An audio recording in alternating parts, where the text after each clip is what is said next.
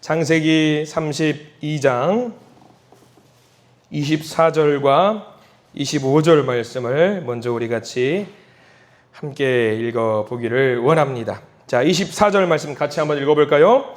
야곱은 홀로 남았더니 어떤 사람이 날이 새도록 야곱과 씨름하다가 자기가 야곱을 이기지 못함을 보고 그가 야곱의 허벅지 관절을 치매 야곱의 허벅지 관절이 그 사람과 씨름할 때에 어긋났더라. 아멘. 오늘 이 말씀 가운데 하나님의 은혜가 넘치길 기도하고 소망합니다. 우리 기도하는 마음으로 먼저 고백하겠습니다. 하나님과 동행하겠습니다. 우리 옆 사람 축복하면서 하나님과 동행하십시오. 마음을 다해서 축복하시는 건 맞으시지요? 하나님과 늘 동행하시는 복된 날 되시길 기도하고 소망합니다. 자, 야곱과 에서의 거의 이제 마지막 자락, 특별히 야곱, 하나님과 씨름하는 야곱의 모습, 여러분들이 너무나도 잘 알고 있는 말씀. 성경의 이야기 중에서 가장 유명한 이야기, 야곱의 이야기 중에서 가장 유명한 이야기 중에 하나, 하나님과 씨름을 했던 야곱의 이야기는 어려서부터 많이 들어왔던 이야기입니다. 야곱의 이야기 중에서 단연코 최고라고 할 수 있는 하나님과 언약을 맺는 장면이 창세기 28장 15절 말씀에 기록이 되어 있는 말씀과 더불어서 특별히 창세기 28장 15절 잠깐 볼까요? 우리 이 말씀이 우리에게 주시는 말씀이에요. 야곱 사건의 핵심 두 가지가 있다면 이 28장 15절 사건과 오늘 우리가 읽어볼 씨름 사건이 되겠습니다. 자, 28장 15절 사건, 이 사건을 저는 그냥 보통 베델 사건이라고 이야기를 하기도 합니다. 28장 15절 말씀이 가장 중요하기 때문에 자, 우리에게 주시는 말씀으로 창세기 28장 15절 말씀 한번 읽어보겠습니다. 시작. 내가 너와 함께 있어 네가 어디로 가든지 너를 지키며 너를 이끌어 이 땅으로 돌아오게 할지라. 내가 내게 허락한 것을 다 이루기까지 너를 떠나지 아니하리라 하신지라. 할렐루야. 자, 이 말씀 귀한 말씀이고요. 우리에게도 주시는 말씀이에요. 천사들이 사닥다리를 타고 오르락 내리락 하는 것을 보고 있는 야곱의 사건인데요. 예전에 기억이 납니다. 어떤 교회에서 이 야곱 관련해서 선극을 했어요. 문학의 밤 같은 선극을 했는데 천사들이 사다리를 타고 오르락 내리락 하는 장면을 표현해야 되는데 요즘 현대에서는 이렇게 사다리를 표현할까요? 안 할까요? 뭘 하냐면 천사들이 뭘 타냐면 엘리베이터를 누르고 엘리베이터를 누르고 어떤 천사는 늦게 와요. 아이 늦게 눌렀어. 어떤 천사는 야 너 삐 소리가 나니까 몸무게 나가니까 다음에 타 그러면서 선극을 할 때 그렇게 재미나게 표현했던 것 같기도 합니다. 아마 그런 생각도 해요. 28장 15절 사건을 묵상하면서 만약에 하나님께서 우리의 꿈 가운데 나타나셔서 여기가 베델이다라고 하면서 오르락 내리락 하셨을 때는 사다리가 있을까요 없을까요? 저는 엘리베이터 같아요. 아무리 생각해도 엘리베이터가 나올 것 같다는 생각이 듭니다. 아무튼 베델에서 하나님의 언약 사건과 더불어서 가장 흥미진진하고 의미가 있는 사건이 오늘 우리가 읽은 본문의 창세기 32장 사건이라고 할 수 있을 것 같습니다.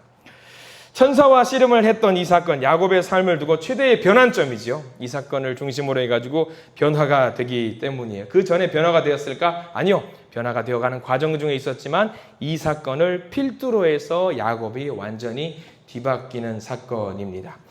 여러분들 성경책 보십시오. 32장 24절과 25절 다시 한번 돌아올 텐데 24절에 뭐라고 나와 있냐면 야곱은 홀로 남았더니 어떤 사람이 날이 새도록 야곱과 무엇을 했다고 나와 있죠? 씨름을 했다고 나와 있어요. 씨름하면 우리는 상상합니다. 뭐죠? 천하대장군 같은 거 막 그런 거 그런 씨름을 생각을 하는데 이 씨름이라는 말을 영어 성경을 찾아보니까 뭐 어떤 단어를 사용하느냐? fight라는 단어를 써요. 싸운다는 단어. 그리고 히브리어 원문도 마찬가지인데 히브리어 원문에 아바크라는 말을 쓰는데 뭐냐면 몸을 막 뒹굴거리면서 막 치고받고 싸우는 거, 밤새도록 몸싸움을 했다라는 단어로 싸움을 표현해요. 그러면은 우리가 생각하는 그 씨름하고는 조금 거리가 있는 거겠죠. 목숨을 걸고 사생결단의 마음으로 그 사람을 막 치고받고 싸우는 거니까 어쩌면 레슬링에 더 가까운 어떤 그런 모습이라고 생각할 수 있을 것 같아요. 근데 우리가 이 사건에서 집중해야 될 것은 뭐냐면 씨름을 했다라는 것에 집중하는 것이 아니라 이 과정을 통해서 누가 변화되었냐, 야곱이 변화되었다라는 것에 집중을 하는 필요가 있습니다. 왜냐하면 야곱은 평생 속이는 자로 살았어요.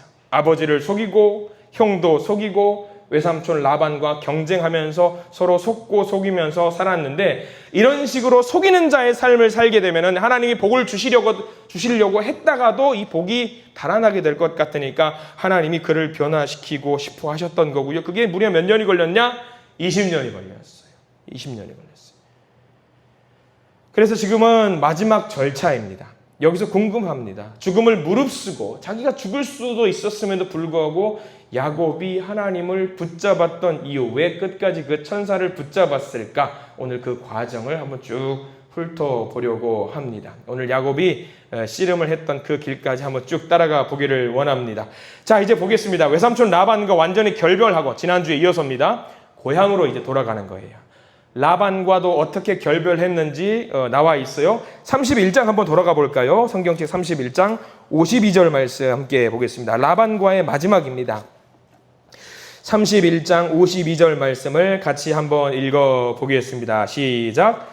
이 무더기가 증거가 되고 이 기둥이 증거가 되나니 내가 이 무더기를 넘어 내게로 가서 해야지 않을 것이요 네가 이 무더기 이 기둥을 넘어 내게로 와서 해야지 아니할 것이라. 확실하게 약속을 하는 거죠. 라반과 여기를 경계점으로 해서 절대 서로 간에 넘어오지 않는 걸로 하자라고 지금 라반이 야곱과 약속을 맺는 장면입니다.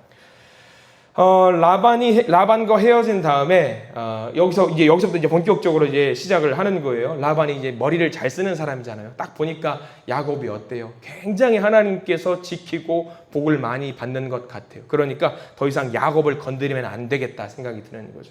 그래서 확실하게 약속을 하고, 이 다음 장면 이제 야곱이 본격적으로 돌아가는 여행길을 떠나는데, 그게 바로 32장부터 시작을 합니다. 32장에 우리가 놓치는 부분이 하나 있어요. 성경책을 자세하게 보시는 분들은 이런 장면도 있었구나 싶은데, 오늘 한번 그 장면을 한번 찾아보려고 하는데, 32장 1절과 2절 굉장히 중요한 장면이 하나 나와요. 여러분들 마하나임이라는 단어 들어보셨을 거예요. 마하나임이라는 단어가 나오는 그 구절인데, 32장 1절과 2절 말씀 읽어봅니다. 시작. 야곱이 길을 가는데 하나님의 사자들이 그를 만난지라. 야곱이 그들을 볼 때에 이르기를 이는 하나님의 군대라 하고 그 땅 이름을 마하나임이라 하였더라 라고 나옵니다. 전에 섬기던 교회 중에서도 마하나임 찬양단이 있었어요. 뜻은 뭐냐면 하나님의 진영, 하나님의 군대, 그런 말이거든요. 야곱이 하나님을 온전히 의지해야 되는데 계속 잔머리를 굴리면서 내가 뭔가를 해보려고 해요. 내가 뭔가 해보려고 하는데 하나님이 보시기에는 괘씸하죠. 야, 나를 의지하지 않고 자기 마음대로 멋대로 해보려고 하는구나. 근데 이 마하나임을 통해서 알 수 있는 것은, 그럼에도 불구하고 하나님은 야곱을 지키신다예요. 그럼에도 불구하고 이 마하나임이라는 말이 단순하게 하나님의 군사들, 하나님의 진영, 그러니까 길 가다가 야, 하나님의 군사가 저기 있네, 그 장면을 본 게 아니에요. 우리는 오해합니다. 여기서 야곱이 봤던 것은요, 자기의 진영을 감싸고 있는 하나님의 천군 천사들을 보는 거예요. 이게 좀 문법적으로 들어가면 좀 복잡한 게 있는데, 단순하게 보면서 환상 가운데 무슨 천사들을 보면서 야, 대단하다, 이거를 말하는 게 아니에요. 야곱이 이걸 보면서 하나님이 나를 돌보고 계시는구나라는 것을 본 게 1절과 2절 마하나임의 핵심적인 말입니다. 우리는 그냥 길 떠났다고 생각해요. 야곱이 이제 에서의 집으로 길 떠났다고 생각하는데, 이 출발하는 길조차도 얼마나 야곱이 떨렸겠어요. 이 광야를 지나서 엄청난 민족을 이끌고 또 가야 되는데 이 길을 과연 갈 수 있을까? 가서 잘할 수 있을까? 두려웠겠지요. 근데 오늘 하나님이 보여주시는 거죠. 내가 너와 함께 있다라는 것을 라반의 집에서부터 출발할 때부터 하나님이 보여주시는 거죠. 그 옛날 20년 전에는 에서를 피해서 라반의 집으로 갔을 때의 혈혈단신이죠. 근데 이제 라반의 집을 떠나서 에서의 집으로 갈 때는 이야기가 완전히 달라요. 어마어마한 규모를 자랑합니다. 엄청난 무리가 이동을 하는데, 우리가 대충만 좀 살펴보려고 하는데 얼마나 많은 무리가 이동을 하는지 창세기 32장 13절 말씀 보실래요? 32장 13절 말씀을 보면은 뭐가 나오느냐? 에서를 만날 것을 대비해서 형에게 선물을 주는 장면이 나와요. 선물로 미리 자기의 재산을 보내는 장면이 나오는데, 14절 한번 보세요. 14절. 자, 천천히 한번 읽어볼게요. 14절 시작. 암염소가 200이요 순염소가 20이요 암양이 200이요 순양이 20이요. 15절. 전나는 낙타 30과 그 새끼요 암소가 40이요 황소가 10이요 암나귀가 20이요 그 새끼 나귀가 10이라 라고 그냥 숫자만 보면은 뭐 별거 아니네 싶을 것 같아요. 여기 숫자 다 더하면은 몇 마리게요? 갑자기 계산하는 게 머리 아프실 겁니다. 무려 550마리의 가축을 형에게 선물로 주는 거예요. 어마어마한 분량인데. 그러니까 이 선물로 형에게 줬다라는 거예요. 자기가 본데 자기가 원래 갖고 있는 자기 재산은 성경에 안 나와요. 선물로 준 게 550마리예요. 엄청난 거예요. 그러니까 하나님께서 얼마나 그를 사랑하셨고 복을 주셨다라는 것이 여기 13절, 14절, 15절 말씀에 단편적으로 우리는 알 수 있는 거예요. 민족 대이동이라고 해도 될 정도로 엄청난 규모가 이동을 하게 되는 거지요. 그런데 32장 3절 다시 돌아가 볼게요. 32장 3절로 돌아가 보면은 그 선물을 엄청난 민족의 이동을 하는데 야곱이 여전히 머리를 꾀를 부리지요. 32장 3절 말씀에 보면은 이제 야곱이 사신을 형에게 보냅니다. 근데 그 사신이 형을 만나고 에서를 만나고 돌아와서 하는 말이 야곱을 떨게 만들어요. 자, 6절 말씀 보겠습니다. 32장 6절 말씀 읽어보겠습니다. 사자들이 야곱에게 돌아와 이르되 우리가 주인의 형 에서에게 이른즉 그가 400명을 거느리고 주인을 만나려고 오더이다. 몇 명이요? 400명. 사병이죠. 에서가 꾸리고 있는 사병을 꾸려서 이제 오는 건데 왜 400명을 끌고 야곱에게로 오고 있을까요? 여러분들은 어떤 모습 같아요?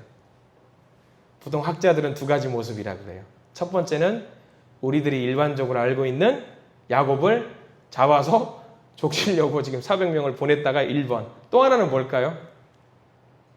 이 동생이 오니까 주변의 민족들로부터 공격당하지 않으려고 보디가드를 붙여준다라는 의미로도 있어요. 그런 의미로 해석하는 사람들도 있어요. 저는 여러분들은 어떤 게 맞는 것 같아요? 저는 2번 같아요. 아무리 생각해도 그냥 2번 같아요. 왜냐하면 에서도 이미 이때는 한 민족을 이끌고 있는 수장이에요. 부자고요. 많은 사람들을 거느리고 있는 사람이죠. 근데 그 20년 전에 동생의 치기 어렸던 그 일을 여전히 마음속에 담고 있었을까? 저는 아닌 것 같아요. 근데 이건 정답 아니에요. 이상하게 생각하지 마시고 나중에 저도 하나님 나라 가면은 에서를 만나서 물어보려고요. 왜 그러셨습니까? 하고 물어보려고. 그러면 좀 알 것 같긴 해요. 아무튼 이 소식을 듣고 야곱이 어떤 반응을 보였는지 7절에 나와 있어요. 32장 7절 보면은 앞부분에 나와 있죠. 그리고 밑줄 그으십시오.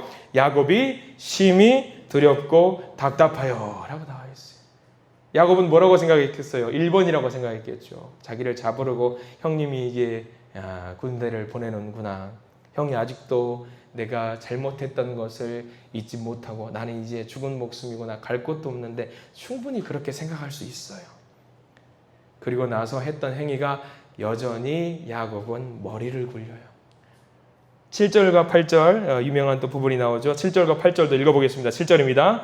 야곱이 심히 두렵고 답답하여 자기와 함께한 동행자와 양과 소와 낙타를 두 떼로 나누고 이르되 에서가 와서 한 떼를 치면 남은 한 떼는 피하리라 하고 잔머리 불려서 자기는 후발대, 선발대를 미리 보내는 거죠. 근데 이렇게 해서 선발대 잡히면 후발대 잡힐까요? 안 잡힐까요? 잡혀요. 이거는 답이 없는 거예요. 그러니까 이제 자기가 이제 안 된다라는 것을 자포자기하는 마음으로 사실 있는 거죠.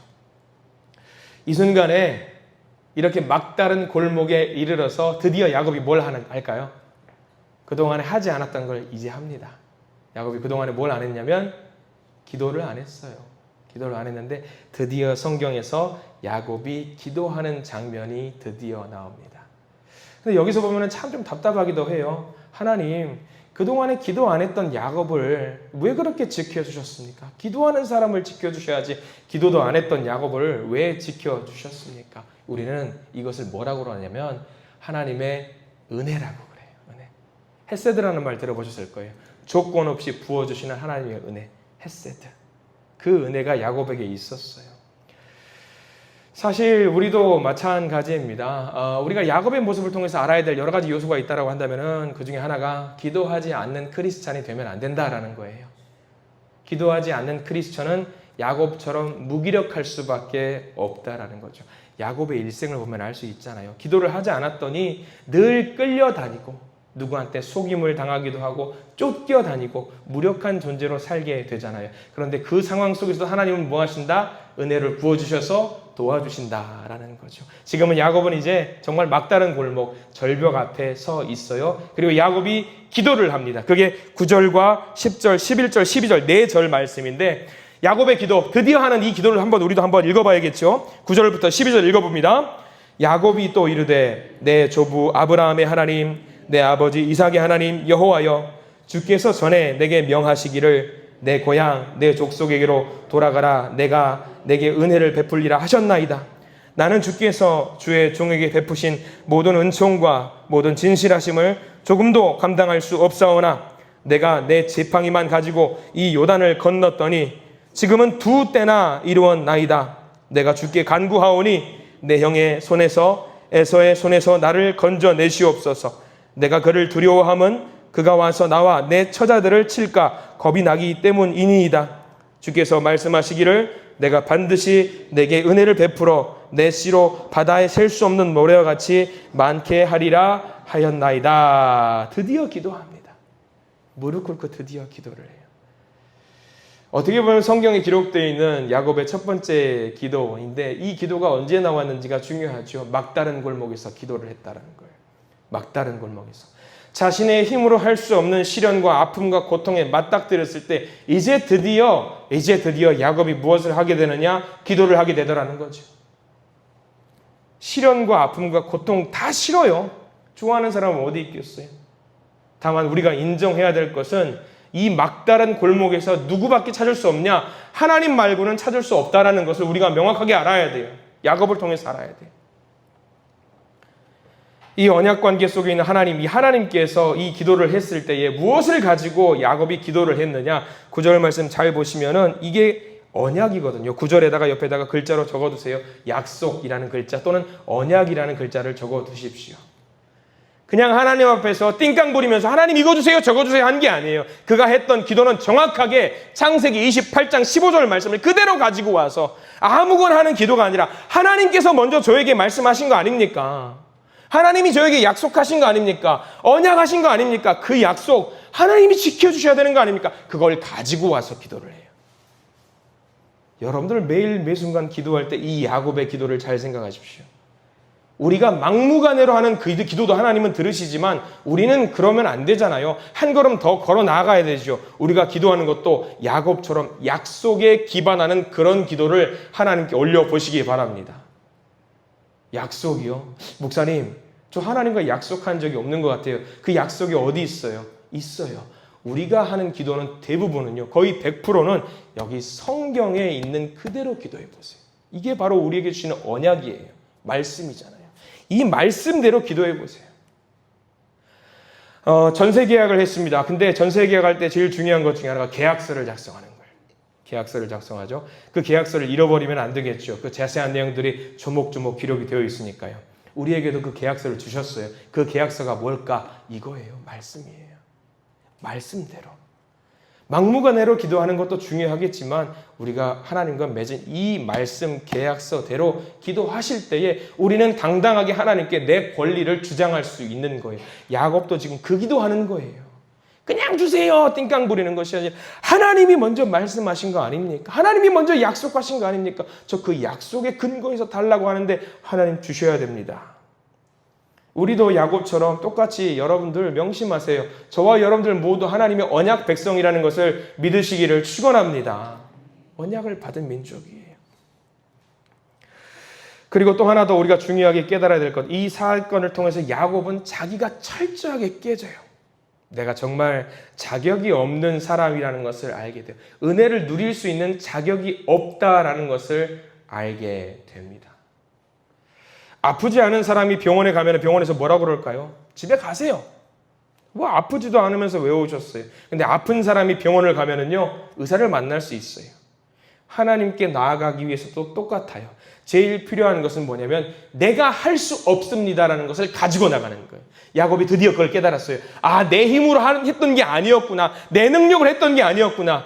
철저하게 자기를 깨부서지는 역할을 그 일을 지금 경험하게 되는 거죠. 이게 기도의 기본 자세입니다. 만약에 내가 다 할 수 있어요. 하나님 이거 제가 했어요 하면 하나님이 만나 주실까요? 아니요. 하나님 저 못해요. 저 못하는데 어떻게 해요? 그렇게 고백을 할 때에 하나님은 우리의 기도를 들으신다라는 겁니다. 지난 20년이 순간적으로 막 지나갔을 거예요. 삶을 통해서 깨달았을 거예요. 아, 내가 정말 지팡이 하나만 갖고 나왔는데 이제 거부가 되었네. 이 모든 것이 내가 한 게 아니었네. 하나님의 은혜였네. 그리고 지금 이런 고난을 당하게 된 이유도 알게 되었어요. 왜? 하나님의 은혜를 받은 자답게 살아내지 못했던 거예요. 하나님께 충성스럽지도 못했고 하나님께 신실하지도 못했어요. 지금 야곱의 모습을 우리가 쉽게 이해하자면 누가복음의 18장에 나오는 세리의 기도의 장면을 떠올리면 가장 적당할 것 같아요. 자, 이런 말씀이죠. 세리는 멀리 있어서 감히 눈을 들어 하늘을 우러러 보지도 못하고 다만 가슴을 치며 가로되 하나님이여 불쌍히 여기옵소서 나는 죄인이로소이다 하였느니라. 지금 이게 아마 야곱의 고백이라고 해도 과언이 아닐 겁니다. 여러분들 기도하실 때에 제일 중요한 거 하나님 앞에서 자격이 없다라는 것을 먼저 인정하시는 저와 여러분들 되시기를 축원합니다. 우리는 자격이 없어요. 자, 이제 에서가 400명의 사병을 데리고 온다라는 말을 듣고 야곱은 여러 생각들을 하게 됩니다. 32장 13절 말씀, 계속 기도하는 그 장면, 그 자리입니다. 32장 13절 읽어봅니다. 야곱이 거기서 밤을 지내고 그 소유 중에서 형 에서를 위하여 예물을 택하니. 밤새면서 기도를 하는데 틈틈이 야곱은 뭘 하냐? 머리를 여전히 굴리고 있어요. 계속 굴리는 거예요. 기도를 했지만 불안한 거예요. 야곱은. 기도를 했어도 불안해요. 여전히 야곱과 같은 야곱스러운 생각들을 하는 거죠. 해결책을 찾아보려고. 이 모습 보고 있으면 우리랑 별반 차이 없는 것 같아요. 열심히 여러분들 다 기도하실 겁니다. 정말 기도하는 사람이라는 건 저는 의심하지 않아요. 근데 기도가 끝나고 나서 다시 일상으로 돌아와서는 무슨 생각을 하느냐? 내가 이걸 어떻게 하면 좋을까? 기도했던 나의 모습을 잊어버려요. 야곱이 여기서 무엇을 할까? 에서의 마음을 누그러뜨리는 자기만의 계책을 꾸려요. 그래서 자기가 가지고 있는 재산들의 일부를 떼어서 형에게 선물로 보내면서 마음을 누그러뜨리려고 합니다. 예물을 보내면서 종들에게 어떤 말을 전해야 되는지도 알려주거든요. 얼마나 이게 잔머리를 굴리는지 18절 말씀 보겠습니다. 32장 18절 말씀 읽어봅니다. 시작. 대답하기를 주의 종 야곱의 것이요 자기 주 에서에게로 보내는 예물이오며 야곱도 우리 뒤에 있나이다 하라 하고. 얼마나 치밀하게 계산을 해서 이게 준비를 하는지 모르겠어요. 기도하고 나서의 장면이라니까요. 이게 더 놀라운 거예요. 기도를 했단 말이에요. 그 전에 분명히 기도했어요. 하나님께서 지켜줄 줄 믿습니다 하고 나서 뭘 했느냐? 열심히 머리를 굴리는 거예요. 하나님이 이 모습 보시고 어떻게 생각하셨을까? 하나님은 온전히 신뢰하지 못하는 야곱의 모습을 보면서 화도 나셨을 거예요. 그리고 또 야곱 보면 얼마나 비겁합니까? 자기가 잘못했으면 자기가 가서 잘못했다고 용서를 빌어야지. 자식들 먼저 보내고 아내들 먼저 보내고 재물 먼저 보내고 자기는 제일 뒤에 나가. 이거 굉장히 못된 모습이잖아요. 참 비겁하죠.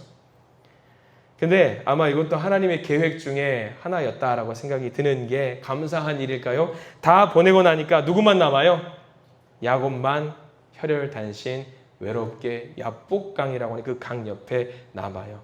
히브리 민족들은 기도할 때 어디로 갔느냐? 보통 강 옆으로 가거나 나무 옆으로 가요. 야복강이라는 곳에 가서 조용히 기도하고 있는 거지요. 홀로 남아있어요. 홀로. 그냥 지금은 다른 거 다 떼놓고 그냥 야곱이에요. 그냥 야곱이에요. 딱 하나. 나는 야곱이다만 남아요.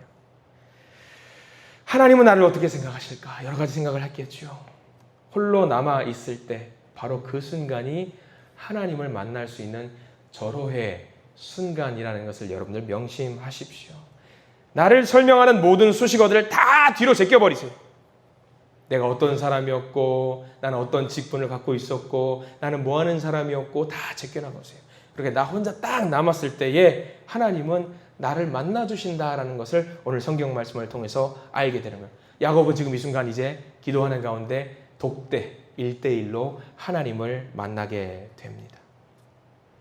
하나님이 이 시간을 준비해 주셨어요. 그리고 이 칠흑과도 같은 어둠 속에서 한 사람이 야곱을 드디어 붙잡아요. 24절 말씀 우리 한번 볼까요? 창세기 32장 24절 말씀 읽어보겠습니다. 시작. 야곱은 홀로 남았더니 어떤 사람이 날이 새도록 야곱과 씨름하다가 라고 나와요. 우리야 지금 여기 이 사람이 하나님의 천사라는 것을 알고 있는데 지금 이때 야곱은 어땠을까요? 깜짝 놀랐겠죠. 혼자밖에 없다고 생각했는데 갑자기 누군가 자기를 붙잡고 자기한테 이제 멱살 잡고 막 뒤둥글면서 나를 잡을 것처럼 막 달려드니까 얼마나 무섭겠어요. 그런 그에게, 기도하고 있는 그에게 하나님이 찾아오셨어요. 그 이유가 무엇일까? 철저하게 복종하는 자리까지 끌고 가시려고 하나님이 찾아오셨어요. 성경에서는 씨름이라고 말을 하지만 이것은 어쩌면은요, 목숨을 건 싸움입니다. 몇 분 하고 끝난 것도 아니고 성경 보시면 아시겠지만 해가 뜰 때까지 밤새도록 싸움을 해요. 영문도 모르는 육탄전을 계속하게 됩니다. 근데 이 싸움을 하는 과정 중에 야곱도 자기가 붙들고 있는 이 분이 하나님이라는 것을, 하나님의 천사라는 것을 알게 된 것 같아요. 그래서 야곱은 그 순간에 이제 더욱더 절실하게 목숨을 건 씨름을 하게 됩니다. 근데 야곱이 이길 힘이 없어요. 이길 힘이 없으니까 그 순간부터 이제 목숨 걸고 붙잡는 겁니다. 붙잡는 것만 하는 거예요. 하나님이라는 것을 인지한 순간 붙잡기만 하는 거예요. 다른 거 어떤 것도 할 수 있는 게 없어요. 그저 붙잡아요. 그러다가 어떻게 되죠? 하나님의 천사가 이제 환도뼈라고 나와 있지만 이 골반뼈겠죠. 이 골반뼈 그게 부러지게 됩니다. 여러분들 혹시 뼈 부러져 보신 분들은 아시겠지만 이게 뼈에 작은 금이라도 가면은 어떻게 되죠?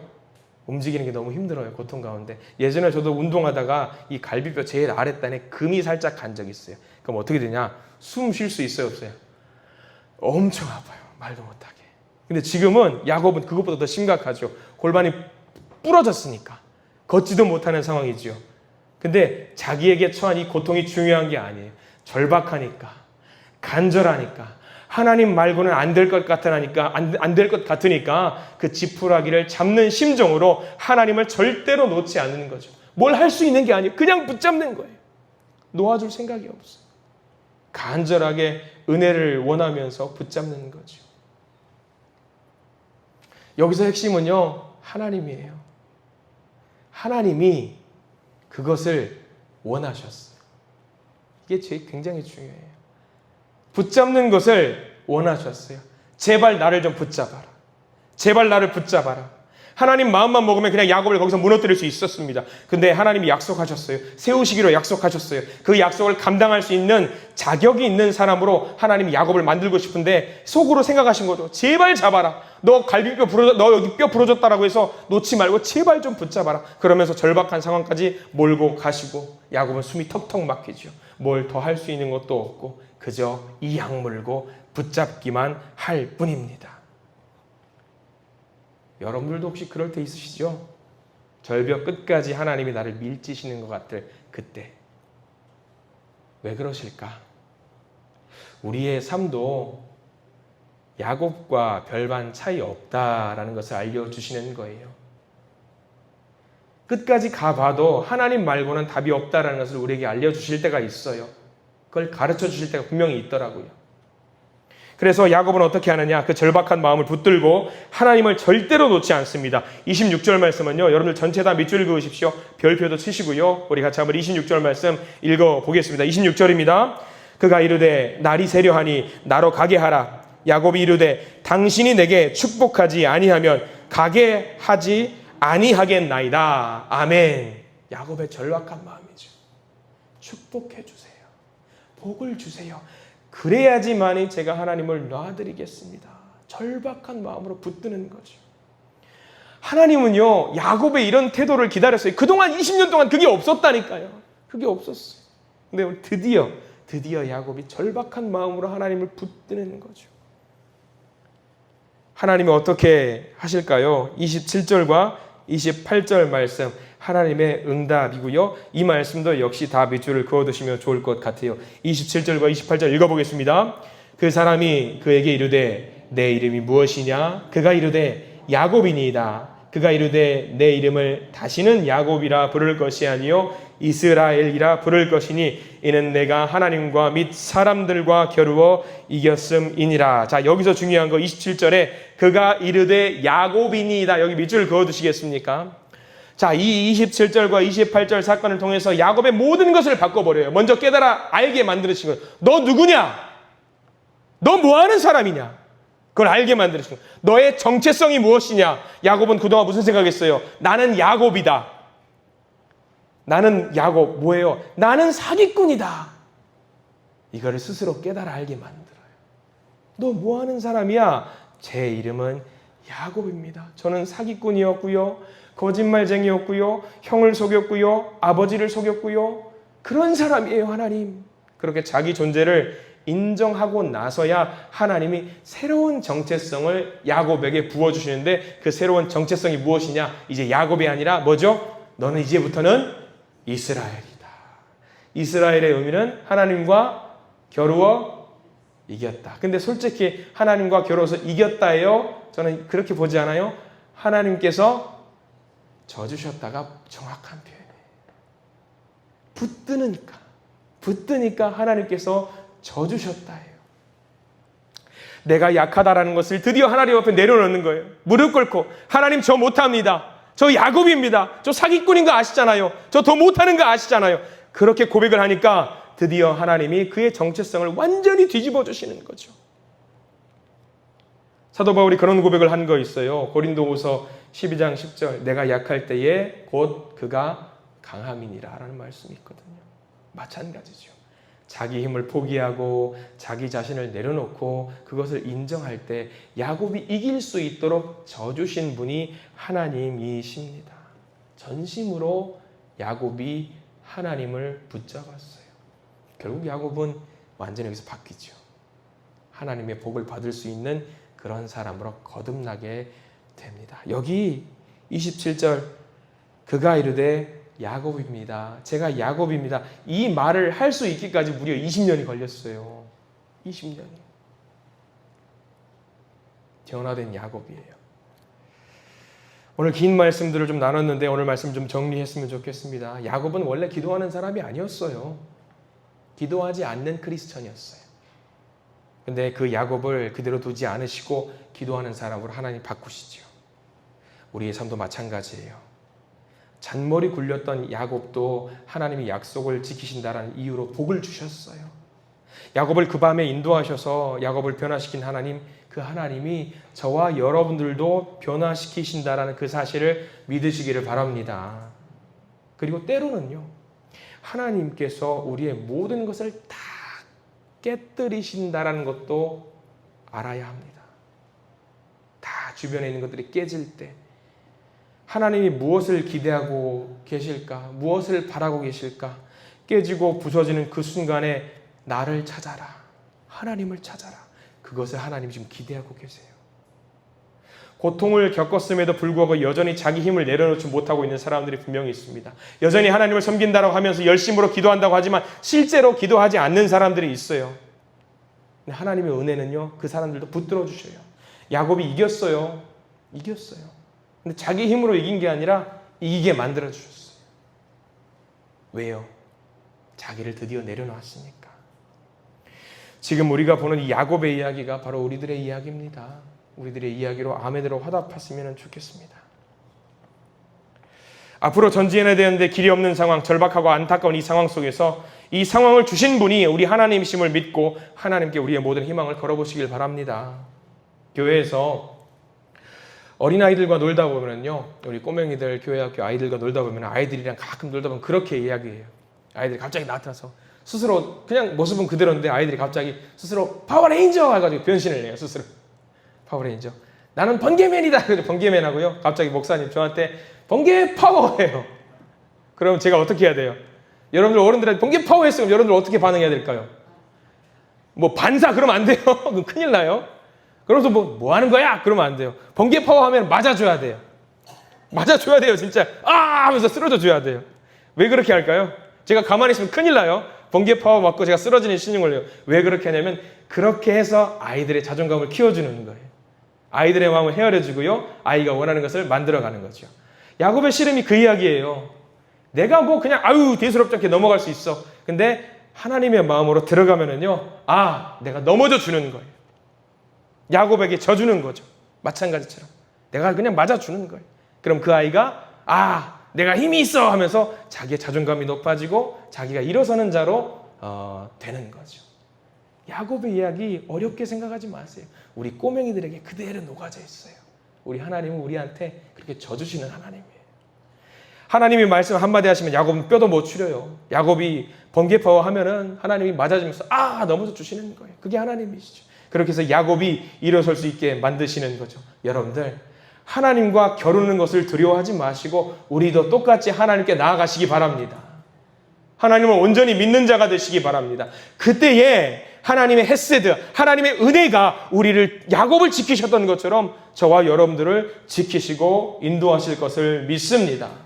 그렇게 되기까지 우리가 먼저 내려놔야 되고요. 하나님께 철저하게 이 악물고 달라붙어 있어야 돼요. 바로 그 순간 하나님의 은혜가 넘칠 것입니다.